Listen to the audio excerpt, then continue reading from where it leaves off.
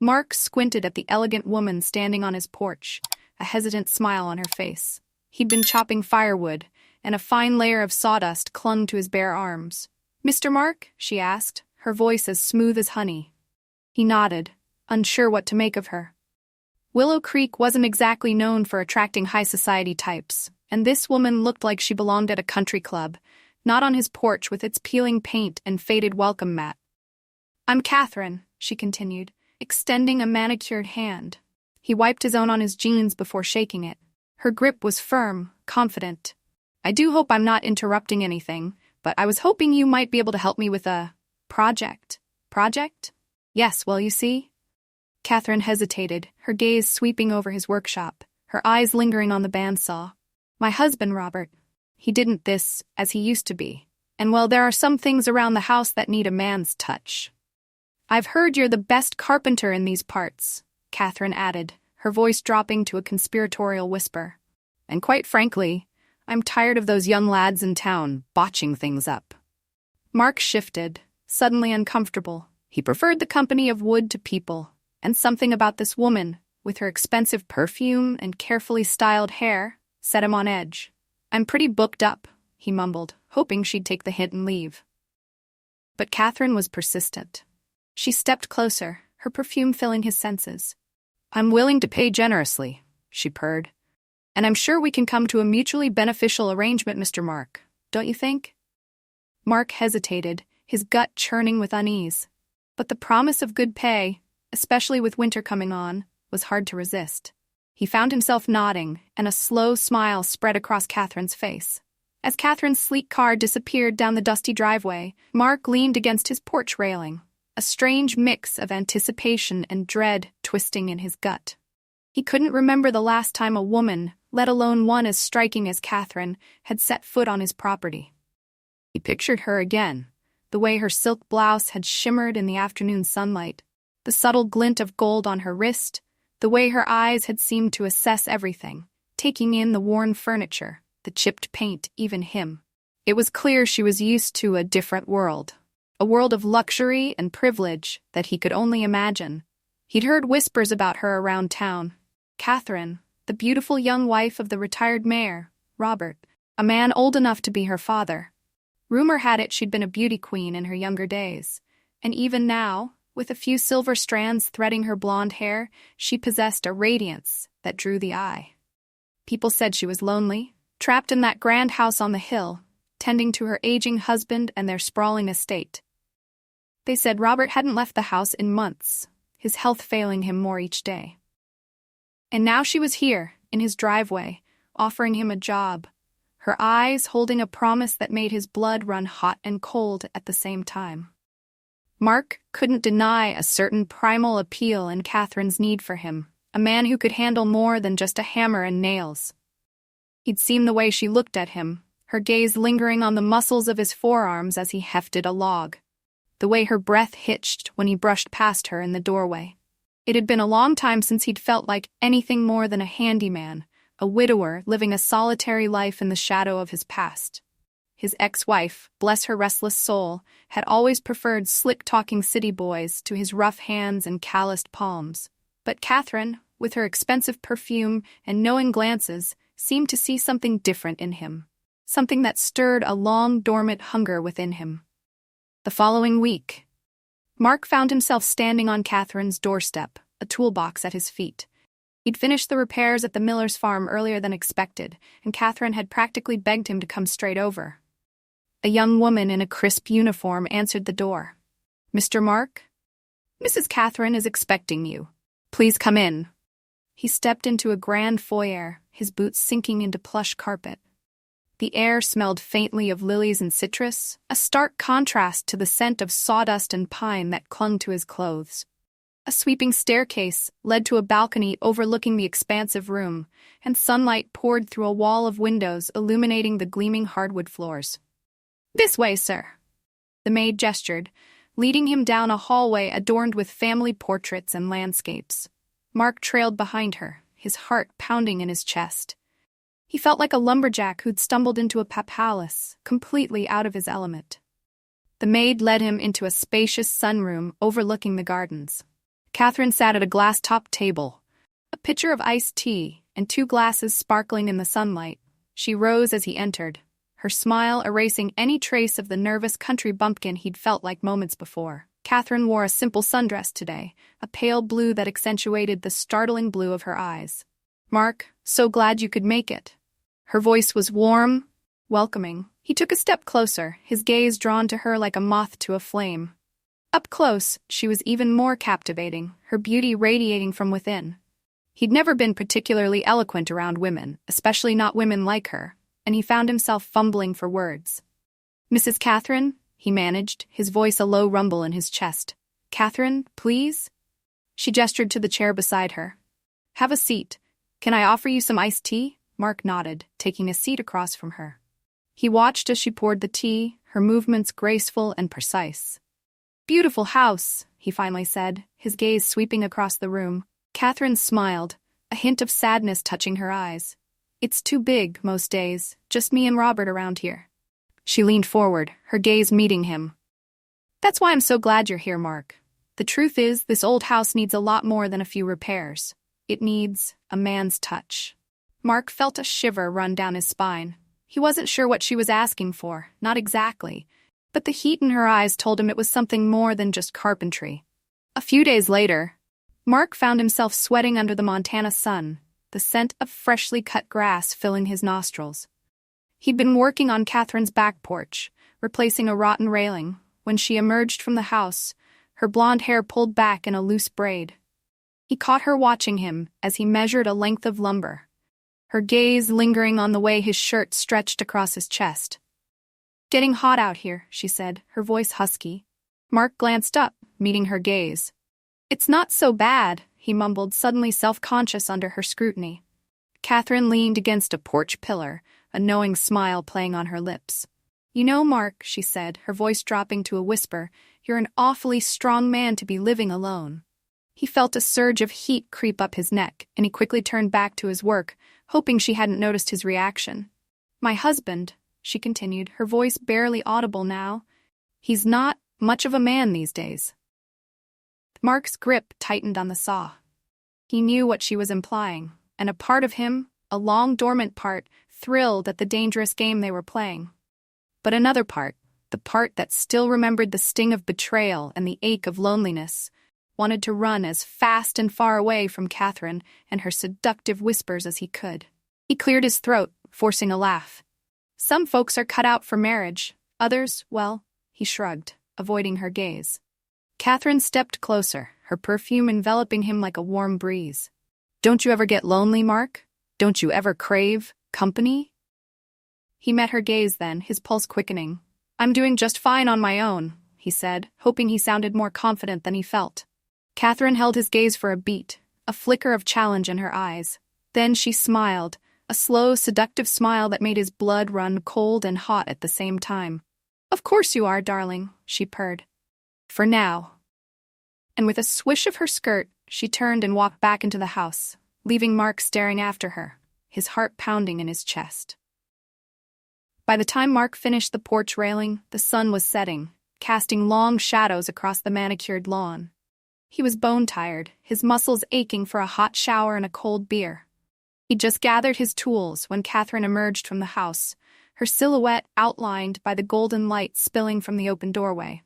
"Mark, you worked straight through dinner," she chided, her voice laced with concern. "You must be famished. Come inside, I'll fix you something." "Oh, I couldn't impose," Mark protested, though his stomach growled in betrayal. "I'll just grab a bite back at my place." Catherine tilted her head, her blonde hair catching the light. "Nonsense," she said, her voice firm. "It's just us here. Robert's already had his dinner, and Maria, the housekeeper, has the night off." Mark hesitated, a wave of guilt washing over him. He knew he should decline, head home and put some distance between himself and this woman who both intrigued and unnerved him. But the warmth in her eyes, the unspoken invitation in her voice, was impossible to resist. "Well, all right," he conceded. "Just a quick bite, then." Catherine smiled, and it lit up her face like a sunrise. After a quick shower in a guest bathroom that felt more luxurious than his entire house, Mark found Catherine waiting for him in a cozy dining nook overlooking the gardens. A fire crackled in the hearth, casting flickering shadows on the walls. He felt a pang of envy for the easy comfort of her life, the kind of comfort he'd always longed for but could never seem to hold on to. "You look different," Catherine said, her gaze sweeping over him. He realized with a start that she was right. The shower had washed away the sweat and grime of the day, revealing the lean strength beneath. He'd donned a clean flannel shirt, one he usually reserved for trips into town, and he'd even run a comb through his hair. He stammered, suddenly self-conscious. "Just thought I should clean up a bit." Catherine's lips curved into a slow smile. "I like you clean," she purred, her voice husky. Mark mumbled a thank you, his gaze fixed on the worn wood of the table. He couldn't remember the last time he'd sat down to a meal that didn't involve a can opener or a microwave dinner.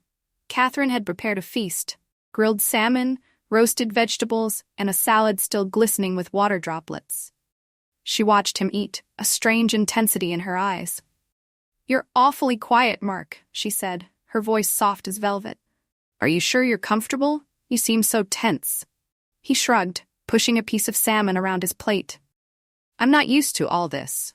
He gestured to the elegant table setting, the flickering candles, the sheer opulence of her home. Catherine chuckled, a low, throaty sound. "What are you used to, Mark?" He met her gaze then, his gut clenching at the unspoken question in her eyes. What was he used to? Loneliness, silence, the endless ache of an empty bed. He pushed his plate away, his appetite suddenly gone. "This was really good," he mumbled, avoiding her gaze. "But," Catherine leaned forward, her perfume filling his senses. Mark hesitated, his mind racing. He knew he should make an excuse, say he needed to get home, that this was a bad idea. But her nearness, the way her gaze seemed to sear into him, stole the words from his mouth. "You're a beautiful woman, Catherine," he said, his voice barely a whisper. She smiled then, a slow, seductive smile that sent a shiver down his spine. "And you, Mark," she said, her voice husky, "you're a very attractive man."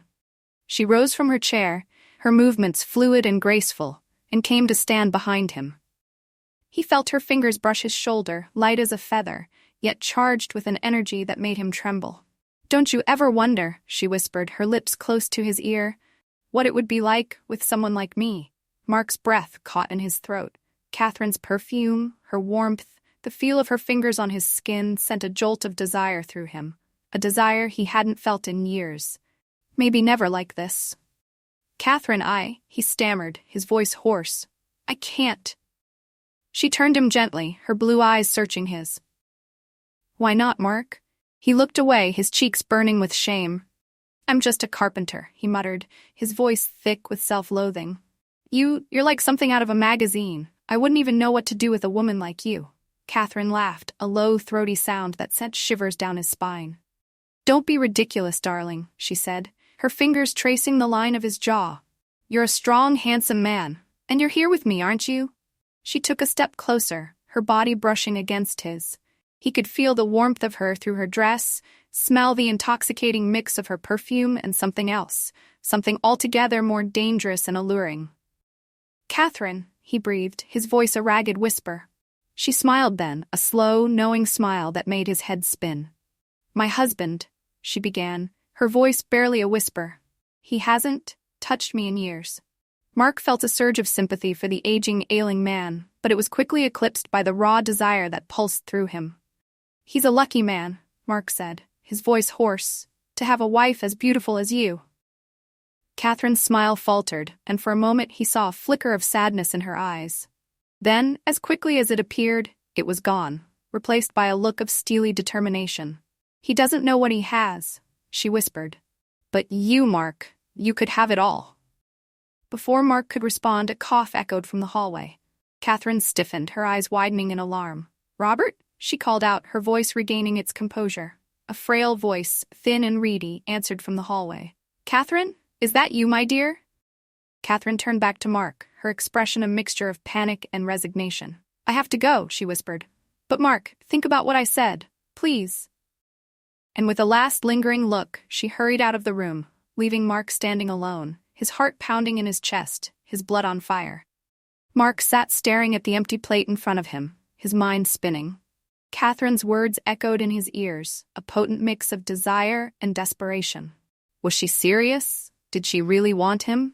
He glanced at the doorway, half expecting Robert to appear, his face contorted in fury. But the hallway remained empty. The only sound the crackling of the fire. He'd never considered himself a particularly lucky man. His life had been a string of hard work and hard knocks, with little room for romance or luxury. But Catherine, with her beauty and her loneliness, felt like a gift from the universe, a chance to experience a kind of happiness he'd thought was forever out of reach. He finished his wine, the alcohol warming his blood, loosening the knot of anxiety that had settled in his stomach. He stood up, restless energy pulsing through him. He needed some air, needed to think. He stepped out onto the back porch, the cool night air a welcome relief from the warmth of the house. A full moon hung low in the sky, casting an ethereal glow over the gardens. He took a deep breath, the scent of pine and damp earth filling his lungs. "Mark?" Catherine's voice, soft as a whisper, startled him. He turned to see her standing in the doorway, her silhouette framed by the warm light spilling from inside. "Couldn't sleep?" he asked, his voice rough with desire. She shook her head, a slow smile spreading across her lips. "I have something to show you," she said, her voice barely audible. "Come with me." Mark hesitated, his gut churning with a mixture of fear and anticipation. He knew he should say no, that this was a line he shouldn't cross. But the longing in Catherine's eyes, the promise in her touch, was impossible to resist. He followed her inside, his heart pounding in his chest. Catherine led him down a darkened hallway to a room at the end, her hand resting lightly on his arm, her touch sending shivers down his spine. She pushed open the door, and Mark gasped. It was Catherine's bedroom, a luxurious sanctuary bathed in moonlight streaming through a wall of windows. A fire crackled in the fireplace, casting dancing shadows across the silk sheets and plush carpet. He'd never been in a room like this, a room that whispered of wealth and indulgence. It felt both exhilarating and terrifying, a forbidden pleasure waiting to be unwrapped. Catherine turned to him, her eyes shimmering with desire. She looked different here, in the soft light of her bedroom, her usual elegance replaced by a raw, primal hunger that mirrored his own. "Catherine," he breathed, his voice hoarse with longing. She stepped closer, her body a whisper away from his. "Don't you find me attractive, Mark?" she asked, her voice husky. He couldn't speak, couldn't tear his gaze from hers. He'd never met a woman who ignited such a fire in him, a woman who made him forget everything but the primal urge to possess her. "I've watched you, Mark," she whispered, her fingers tracing the line of his throat. "The way you move, the strength in your hands." He groaned, his body aching for her touch. "Don't fight it, darling," she murmured, her lips brushing his ear. "I need you." And then she was in his arms. Her body pressed against his, her lips meeting his in a kiss that shattered the last of his resistance. He'd worried about being too rough, too clumsy for a woman like Catherine. But she met his passion with a fierceness that both thrilled and humbled him. He lost himself in the feel of her, the scent of her perfume, the taste of her skin. All his anxieties, his doubts, his fear of being unworthy faded away, replaced by the primal need to lose himself in the moment, in the woman who had awakened a hunger he'd thought long dormant. As their passion consumed them, Catherine's inhibitions crumbled. She whispered his name, her voice ragged with desire, her words a mix of pleas and demands. "Mark, oh God, Mark, stay with me." He lost himself in the feel of her, in the way her body moved against his, in the taste of her skin, the scent of her hair. He'd never felt so alive, so powerful, so utterly desired. Later, as they lay tangled in the silk sheets, their bodies still thrumming with spent passion, Catherine turned to him, her eyes glowing with a happiness Mark had never seen in a woman's eyes before. "You were amazing," she breathed, her fingers tracing the line of his jaw. Mark felt a wave of tenderness wash over him, something unexpected and unfamiliar. He wanted to hold her close, to protect her from the loneliness he knew lurked beneath her glamorous facade. He brushed a stray strand of hair from her cheek. "You're something else, Catherine," he murmured, his voice rough with emotion. She smiled, a slow, seductive smile that made his blood run hot. "Stay with me tonight, Mark," she whispered, her fingers toying with the buttons of his shirt. Mark hesitated, his head warring with his heart. He knew he should get up, get dressed, put some distance between himself and this woman who threatened to unravel the carefully constructed walls he'd built around his heart. "Catherine, he began, but she silenced him with a kiss, her lips soft and insistent against his. "Don't talk," she murmured against his mouth. "Just stay." Mark spent the rest of the night in a luxurious guest room, the scent of Catherine clinging to the sheets, the memory of her touch seared into his skin. He lay awake for hours, his mind replaying every detail of the evening, from the way her laughter had filled the room to the feel of her nails digging into his back as their passion crested. He couldn't believe what had just happened. He, Mark, the solitary carpenter with calloused hands and a broken heart, had spent the night in the arms of a woman who could have any man she wanted. He slipped out of bed before dawn, his mind a jumble of conflicting emotions. He needed to get out of there, back to the familiar solitude of his cabin, before he did something reckless, something he'd surely regret. He found Catherine in the kitchen, already dressed in a crisp white blouse and tailored jeans, a pot of coffee brewing on the counter. She looked radiant in the morning light, her hair tousled, her eyes sparkling with a newfound happiness. She smiled when she saw him, and he felt a familiar pull of desire, tempered by a growing sense of unease. "Good morning, darling," she said, her voice husky with sleep. "Sleep well?" Mark nodded, pouring himself a cup of coffee. "I should get going," he mumbled, avoiding her gaze. "Got a long day ahead of me." Catherine frowned, her brow furrowed with concern. "Mark, is something wrong? You seem distant." He hesitated, torn between honesty and the fear of hurting her, of shattering the fragile connection they'd forged. I can't do this, Catherine," he finally said, his voice low. "What happened last night? It was a mistake." Catherine's face crumpled, the happiness he'd seen moments before replaced by a look of utter devastation. "A mistake?" she whispered, her voice trembling. "Why? Because I'm too old for you?" He shook his head, hating himself for the pain he was causing her. "No," he said, his voice firm, "because it's wrong. You're married." "But Robert—" He stopped her, placing a finger over her lips. "It doesn't matter," he said, his voice softening. "You made a vow, Catherine, and as tempting as this is, as much as I care for you, I can't be the man who breaks that vow." He turned to leave, his gut twisting with a pain that had nothing to do with lust and everything to do with the kind of love he hadn't thought he was capable of feeling. "Mark, wait," Catherine called after him, her voice laced with desperation. "Don't do this. Stay with me. I'll make it worth your while." He stopped, his hand on the doorknob, his resolve wavering. "What are you saying, Catherine?" She stepped closer, her eyes pleading with him. "Stay here," she whispered. "Be my handyman. Live here, with me. I'll pay you double what you're making now. And, her voice dropped to a whisper, we can still have us." Mark stared at her, his mind reeling. He knew he should walk away, that this arrangement was a recipe for disaster. But the thought of her touch, the memory of their night together, was a powerful drug. He closed his eyes, fighting the urge to pull her into his arms. He had to get out of there now, before he did something he'd regret. He opened his eyes, his gaze meeting hers. "I can't," he said, his voice hoarse, and then, before she could say another word, he turned and walked out of the house, leaving Catherine standing alone in her gilded cage, her heart breaking. A few weeks later, Mark found himself back at the grand house on the hill, this time to fix a leaky faucet in the guest bathroom. The guest bathroom, he noted with a sardonic twist to his lips. He'd been trying hard to forget Catherine, to forget the way she'd made him feel things he hadn't felt in years. He'd even gone on a couple of dates with the waitress from the diner in town, a kind woman with a quick smile and even quicker laugh. But none of it helped. Catherine's memory, her laughter, her touch, lingered in his mind like a ghost, haunting his waking hours and invading his dreams. He'd almost finished the repairs when he felt Catherine's presence behind him. He stiffened, his pulse quickening at her familiar scent, a mix of lilies and something altogether more intoxicating. "Working hard, darling?"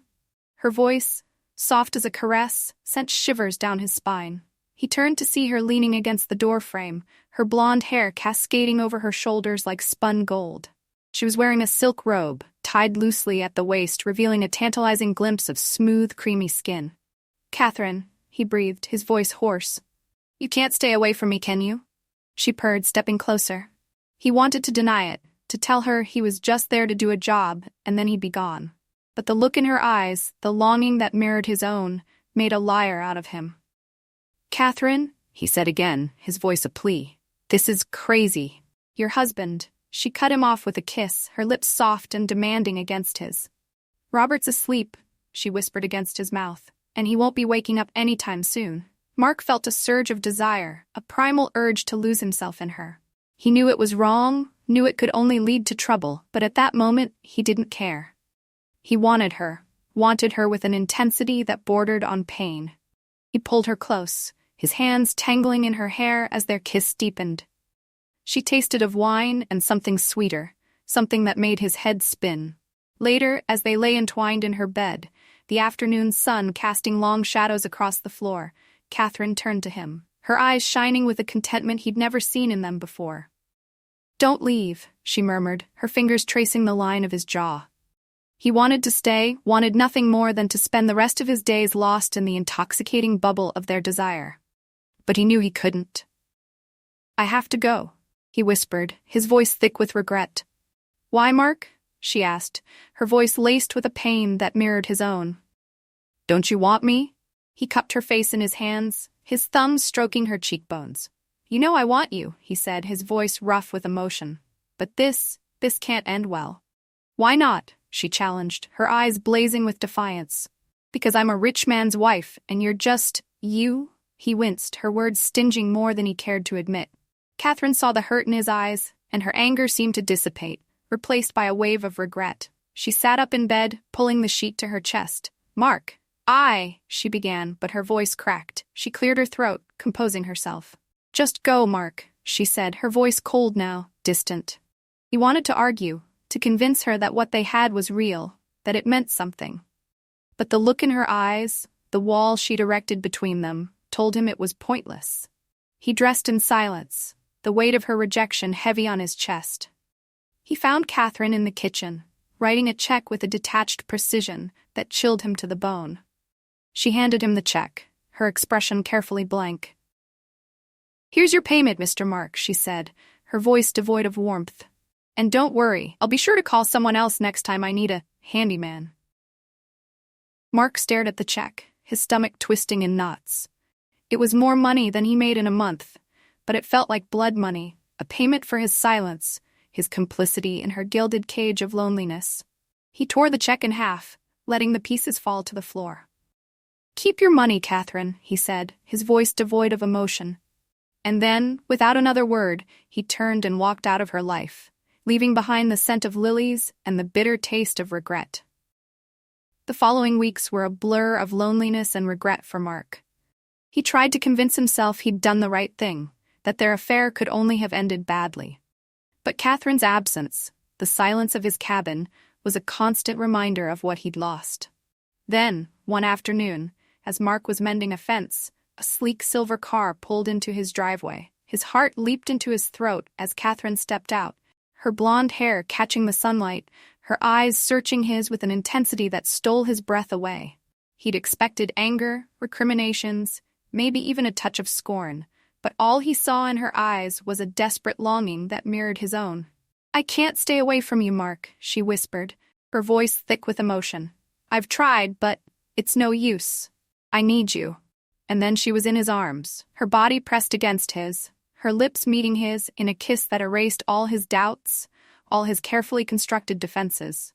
He took her right there on the rough-hewn floor of his porch, the scent of pine and sunshine mingling with her expensive perfume. It was urgent, desperate, fueled by months of repressed longing and unspoken desires. Over the next few months, Catherine became a regular visitor to Mark's humble cabin. They did this in his bed, on the rug in front of the fireplace, even leaning against the old oak tree in his backyard. Their encounters were passionate, reckless, a temporary escape from the gilded cages they both inhabited. At first, their affair was all about physical need, a desperate attempt to fill the void in their lives. But as the weeks turned into months, something shifted between them. Mark began to see a different side of Catherine, a vulnerability, a loneliness that ran deeper than her carefully constructed facade. And Catherine, in turn, seemed to find solace in Mark's quiet strength, his unwavering acceptance of her flaws and desires. People in town talked, of course. They whispered about the rich widow and the solitary carpenter, their gossip a mix of envy and disapproval. But Mark and Catherine paid them no mind. They'd found something rare and precious in each other, a connection that transcended social conventions and whispered judgments. Then, a year later, Robert died in his sleep. Catherine mourned him, truly mourned him. But there was a sense of relief in her grief, a lightness that had been absent for years. She wanted Mark to move into the grand house on the hill with her, to share her life, her wealth, everything. But Mark, still haunted by his own insecurities, refused. He couldn't shake the feeling that he didn't belong in her world, that he'd only taint the happiness they'd found together. So Catherine made a decision that shocked the town and confirmed every suspicion they'd ever harbored. She sold her mansion, her fancy cars, everything that tied her to her old life, and moved into Mark's cabin. She used her wealth to renovate the cabin, adding a spacious sunroom overlooking the woods and a wraparound porch where they could sit in the evenings, sipping wine and watching the sunset. But she kept the heart of the cabin intact, the rough-hewn beams, the stone fireplace, the sense of peace and solitude that had first drawn her to Mark. They married in the spring, a simple ceremony under the old oak tree in Mark's backyard, with only a handful of close friends and the whispering pines as witnesses. People still talked, of course, but their whispers held a different tone now, a grudging respect for the love story that unfolded on the outskirts of their small town. Mark and Catherine lived out their days in that cozy cabin, their love a beacon of hope in a world that often seemed determined to extinguish the light. They had found happiness, not in wealth or status, but in the embrace of a love that had bloomed in the most unexpected of places. And so, our story comes to an end. May it remind you that love can blossom in the most unexpected places, and that sometimes the greatest happiness is found in simplicity, in the quiet moments shared with the one you love.